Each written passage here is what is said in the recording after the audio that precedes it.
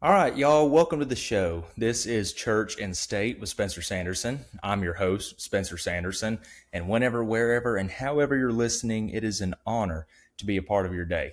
For those of y'all that are watching on YouTube or are maybe watching the video version on Spotify, you might notice that we have a little bit better of a setup. I'm in a different location right now, and I've got a few more things in frame to make this a better viewing environment, so it's not just a blank wall behind me. Plus, I'm in a comfier chair, so it is a win-win for both of us. So it's a pleasure to be with y'all today. Last Bible study, if y'all recall, we discussed the great flood and God's covenant with Noah.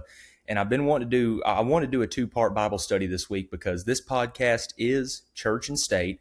And recently, with a few of my guests, we've been leaning more heavily on the state side. We had on Mr. Alex Martin, who's the college Republicans president here at Mississippi State. And recently we had on Mr. Cole Krausen to discuss the current situation that's going on with Israel. So we've been focusing on state a lot recently. So let's bring it back to church and begin the story of Abraham. Now, I mentioned the episode that I did with Israel. And since I brought it up, I figured I would let y'all know I received a lot of online feedback about that episode. I was accused of a lot of things. I was called a lot of things, but I got very, very many comments online. And most likely here in the near future, I will be responding to a lot of those because the current war in Israel, what's going on in Gaza, is a very contentious issue.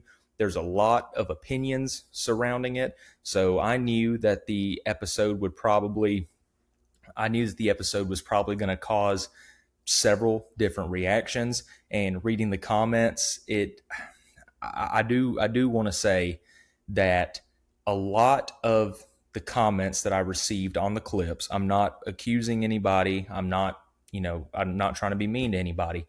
But a lot of the comments that I received on the clips, it was evident that the people that left those comments did not watch the full episode in its entirety, because watching the full episode would give you a more clear view of what I feel about what's currently going on in the Middle East. We answered a lot of questions, went over a lot of topics. So this is just kind of a PSA for everybody listening. If you see a clip and you have a thought about it, I would urge you to go watch or listen to the full episode before making the comment, because a lot of the comments that I got were addressed in the full episode.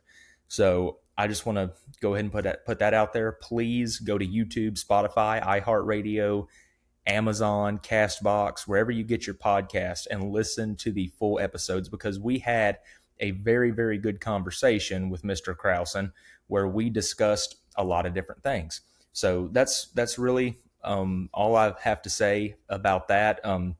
I plan on pretty soon doing an episode about the peace deal that has been underway, the 21-point peace deal that the Trump administration put forward. So I'm going to have Mr. Cole Krausen back on to discuss that.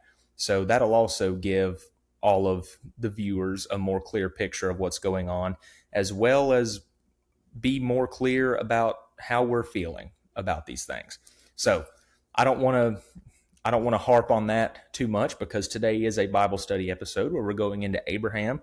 So without further ado, let's dive in. So we're going to begin in Genesis chapter 11. We're going to go from Genesis chapter 11 all the way through Genesis chapter 15. This is part one of the story of Abraham, or as he is referred to right now as Abram, because part of his story is a very significant portion in which he and his wife both get name changes from God, and that's a very pivotal point in their journey. But for now, he is Abram. So after the great flood, and when Noah and his family began to repopulate the earth, began to settle, began to move around, at that point, everybody in the world had a common language, one common tongue. They shared the same culture. They were very, very unified. And as they began to get more unified with their common language, they moved eastward and they settled in a place called Shinar, which, if you know where the Arabian Peninsula is, it's on the eastern Arabian Peninsula. So the people got together and they had an idea to build a tower that reached to the heavens so that they could make a name for themselves. And it is written in chapter 11, this is verses 3 through 4. They said, "Come, let's make bricks and bake them thoroughly. Let us build ourselves a city with a tower that reaches to the heavens, so that we may make a name for ourselves. Otherwise, we will be scattered over the face of the earth. So the people were having an identity crisis.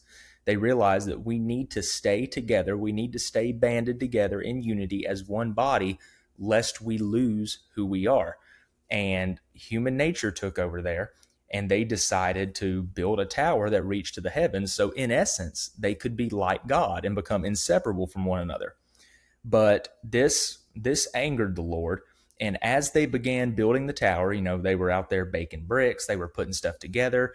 I imagine if they existed at the time, they'd probably have a JBL speaker out there blasting some music. They might have had some people with trumpets off to the side, keeping morale high. But they were building this tower, and the Lord scrambled their tongues, and in more simple terms, he confused their languages. Everybody began speaking different languages.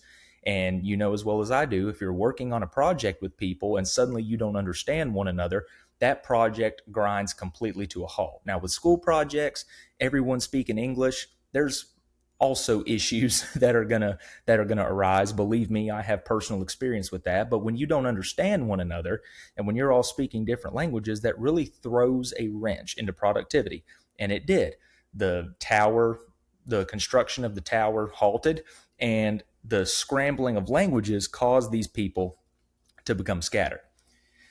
So when we were going over the story of Noah, we know that he had 3 sons, Shem, Ham, and Japheth, and that Shem was where the Semites came from. His lineage was going to be the people of Israel, because we know the Semites are the Jews of today. So Abram was descended from Shem, and Abram was the 9th generation of Shem's lineage. And for those of y'all that have seen the previous episodes, you know that I like to kind of keep a chronological timeline going in my head. And thankfully, even though the genealogies can be kind of boring to read through, they do provide some very interesting information about where we are in terms of time in this part of Scripture. So Abram was born 1,949 years after the creation of Adam. And an interesting thing to note is that Noah was still alive at this time. I mentioned this in the prior episode, but this was a time in which you would have 9, 10, 11 generations alive at the same time. So your great, great, great to the power of 8 grandparents would be alive at the same time as you. So I think that's something really cool to note, that you have such a large portion of the family walking the earth at the same time. So Abram's father, his name was Terah, and Terah decided to take his family and his household and go towards the land of Canaan. But along the way, they stopped and settled in Haran. So they didn't go all the way to the Canaan land. They halted and settled elsewhere. So as we move into chapter 12, the Lord calls out to Abram.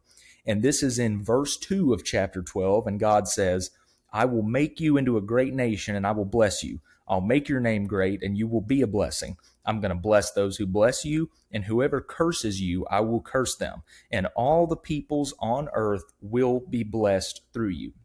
So he's making a promise to Abram that's like, hey, you and your family are going to go do big things. Follow me, and God's got you. I've got you. So Abram took his wife, whose name was Sarai.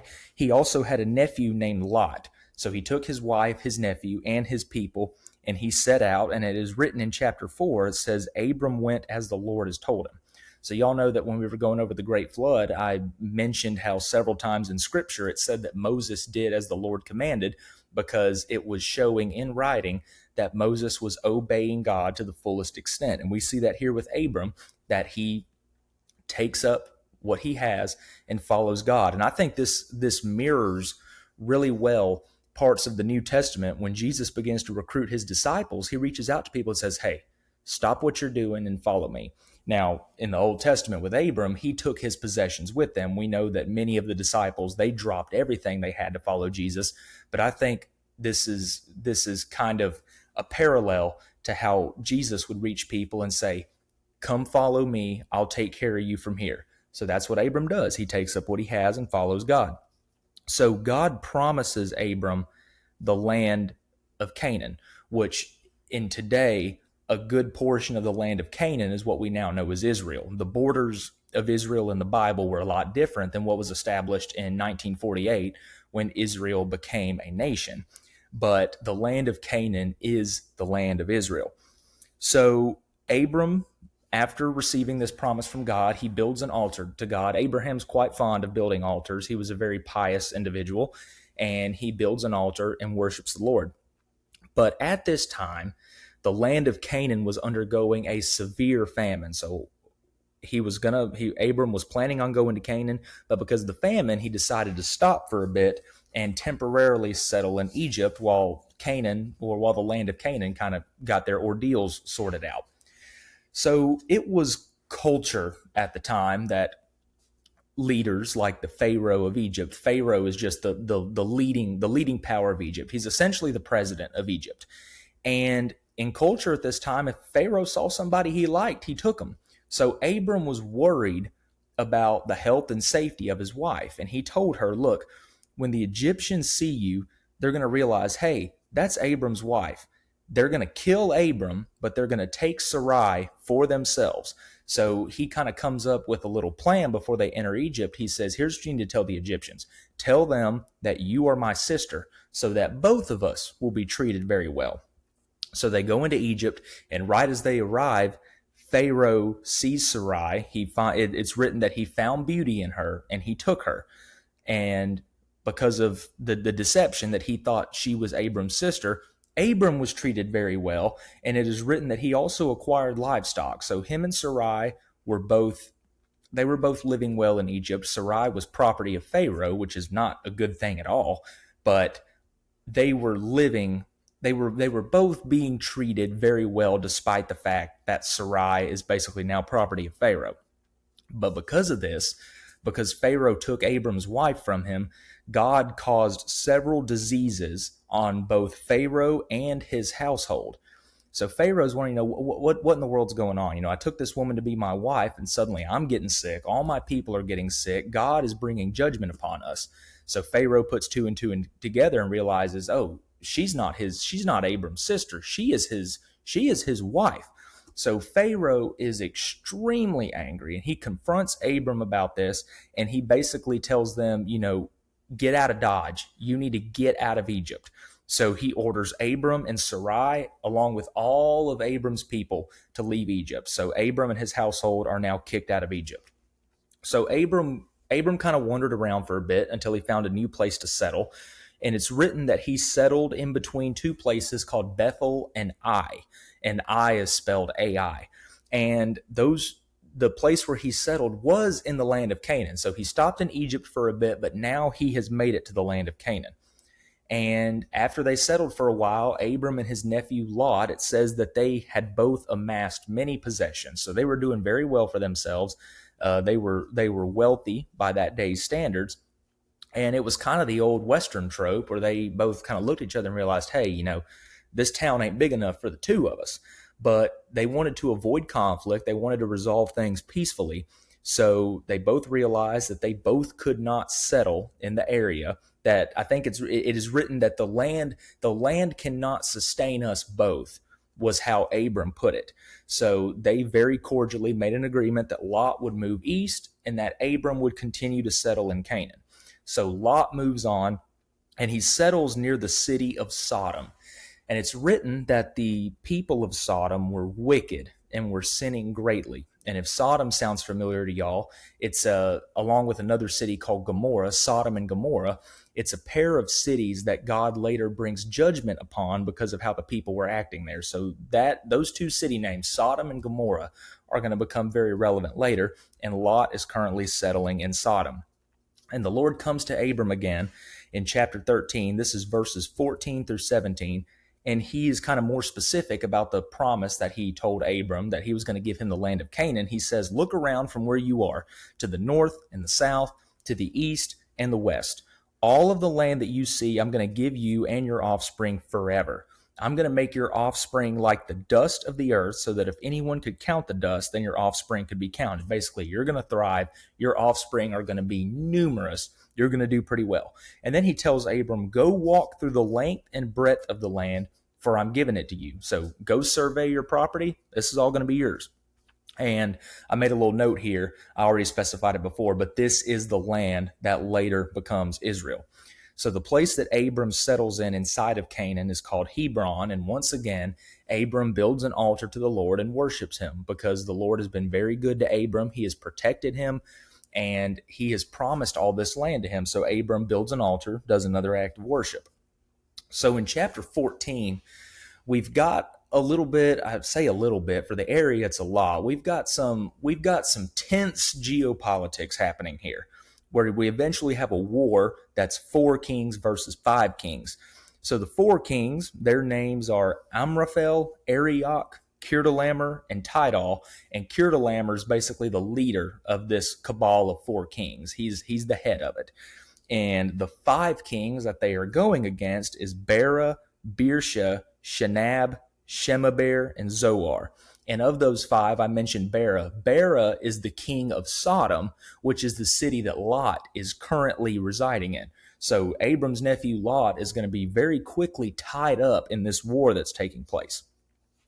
So these 5 kings that I mentioned, they had been under the control of Kirtalamer for 13 years. And in the 13th year, they decided to rebel and to go to war against Kirtalamer. And it says that those 5 kings, so you've got 4 kings versus 5, the group of 5 decided to join forces together in the Dead Sea Valley. So they united and prepared to go to war. In the 14th year, so the year right after these kings rebelled from Kirtalamer, Kirtalamer gets wind of this, so he and his allies, those 3 other kings in that group of 4, go on an absolute rampage, and they conquer the land of the Rephites, Zuzites, Emites, Horites, Amalekites, and Amorites. This will not be the last we hear of the Amalekites. They are important in the book of Samuel because that is one of the tribes that God instructs the people of Israel to completely wipe out. So the allied 5, remember, 4 versus 5, I've mentioned that a lot, but, throwing out all these names, it might seem a little hairy what's going on, but it's 4 versus 5. These 5 kings who were allied against Kirtalamer, they drew the battle lines, basically the area where the war was going to take place. They drew the battle lines in the valley of Siddim against Kirtalamer and his allies. So this is where the battle was going to take place. And it's written that the valley was full of hot tar pits, and it claimed people from both sides. The tar pits were going to be used tactically by the Allied 5. That's why they chose that location, because the tar pits provided a tactical advantage. So the Allied 4, which is Kirtalamer and his team, they pillaged Sodom and Gomorrah, and then when they attacked Sodom, they kidnapped Lot. So now Abram's nephew, like I alluded to previously, he is now tied up in this war. He's been taken hostage by Kirtalamer, and he's going to be used as leverage. So Abram gets wind of this because, it's his nephew. Even though they parted very cordially in order so that they could both avoid the fight. He realizes that Lot has been kidnapped by King Kirtalamer, and Abram amasses an army of 300 of the best men to go in pursuit of Kirtalamer and rescue his nephew. So Abram pursues King Kirtalamer to north of Damascus, which is a part of Syria. And Abram, he wins the fight. He attacks Kirtalamer, he looted his forces, and he was able to rescue Lot. So after this happens, the kings of Sodom and Salem, and their 2 names respectively are Bera and Melchizedek. Remember I said earlier, Bera is the king of Sodom, which is where Lot was living. They go out to meet Abram. And in chapter 14, verses 18 through 20, it's written, "Then Melchizedek, king of Salem, brought out bread and wine. He was priest of God Most High, and he blessed Abram, saying, 'Blessed be Abram by God Most High, creator of heaven and earth, and praise be to God Most High, who delivered your enemies into your hands.'" So the king of Sodom, he thanks Abram, and he tells him, we appreciate what you did. Return to your people and take everything with you. Because I mentioned earlier that Abram looted Kirtalamer's forces. He pillaged them. He didn't only defeat them, but he took a lot of their property. But Abram very humbly says back, this is verses 22 through 24. He says, With raised hand, I have sworn an oath to the Lord, God Most High, creator of heaven and earth, that I will accept nothing belonging to you, not even a thread or a strap of a sandal, so that you may never be able to say, I made Abram rich. I will accept nothing but what my men have eaten, and the share that belongs to the men who went with me to Aner, Eshcol, and Mamre, let them have their share. Because the stuff that Abram got from Kir-Lamer, a lot of that stuff was stuff that Kir-Lamer had stolen and looted from the allied five that he went to war against. So Abram says, look, I'm not taking any of your stuff. And he does that, as he specifies. He doesn't want them to be able to say, I made Abram rich. He doesn't want to be beholden to them, because he went through, he defeated Kir-Lamer and got back a lot of the stolen goods. He doesn't want those five kings to be able to use that as leverage later on. He doesn't want to be indebted to them. He doesn't want to owe them a favor. So very humbly, Abram says, I'm going to give these things back to you, but the men that came with me, anything that they have eaten and the share of the goods that belongs to them, I'm going to let them have them.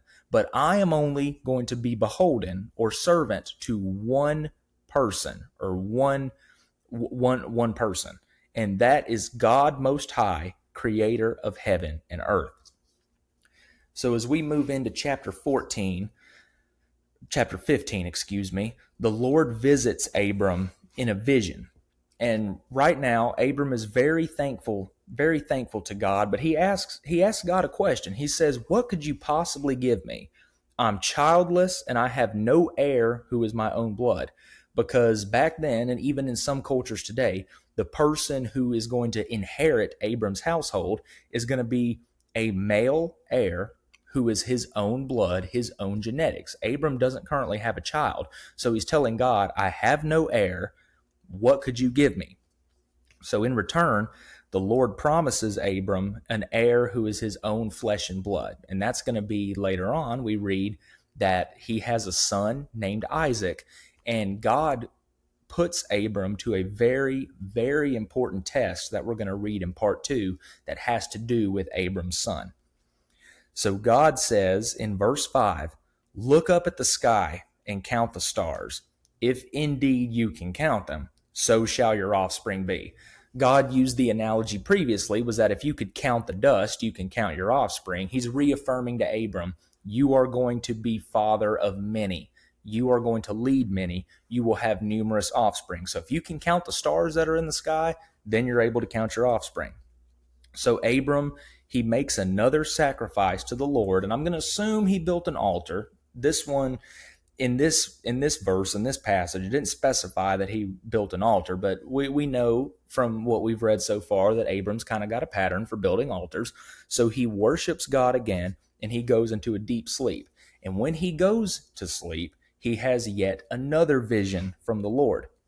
And this is verses 13 through 16, where God tells him, know for certain that for 400 years your descendants are going to be strangers in a country that is not their own. They're going to be enslaved and mistreated there. But I will punish the nation that they serve as slaves, and afterwards they will come out with great possessions. You, however, will go to your ancestors in peace and be buried at a good old age. In the 4th generation, your descendants will return here, for the sin of the Amorites has not yet reached its full measure. So, one more time, God is reaffirming to Abram, trust in me and serve me, and you and your descendants will be rewarded. There's going to be some not so good times ahead. They're going to be slaves to a country that's not their own. And he's alluding to Exodus when the Israelites become enslaved by Egypt for 400 years. But he assures him that Egypt will be punished, and that afterwards, once they're relinquished from slavery and once they make it to the promised land, they're going to have great possessions. But it says in here, there was a qualifier in there, you will go to your ancestors in peace and be buried at a good old age. So Abram is not going to make it to the promised land. He is not going to see the fulfillment of this journey. And it might be kind of jarring for me to bring a Star Wars reference into Bible study. I'm a huge fan of Star Wars, and when I read through this, it made me think of a scene in the show is called Andor, and it's about the beginning of the rebellion against the Galactic Empire. And there's this man, his name is Luthen Rael, and he is one of the leaders of this rebellion against the Empire. And he has a spy that's inside the Imperial Security Bureau, and they have a confrontation one day where the spy is like, I have taken so much risk with infiltrating the Empire. What have you sacrificed? And Luthen goes on this very long monologue. And in it, he says, I fight every day for a sunrise that I know I'll never see. And that to me parallels a lot with what Abram is experiencing right now. All this work he's doing, all of this service he's doing, he is not going to make it to the promised land. He's not going to see this come to fruition. He is fighting for a sunrise that he knows he'll never see. So I thought that was a very, very neat parallel. Like I said, I really love Star Wars. So when I was reading this passage, I was like, that's very familiar to kind of the situation that Luthen was going through in Andor, where he was telling the spy, all of this work I'm putting in, I'm not going to see this plan all the way through. I'm going to be dead before it happens. But the reassurance is that Abram and his offspring will be very well taken care of.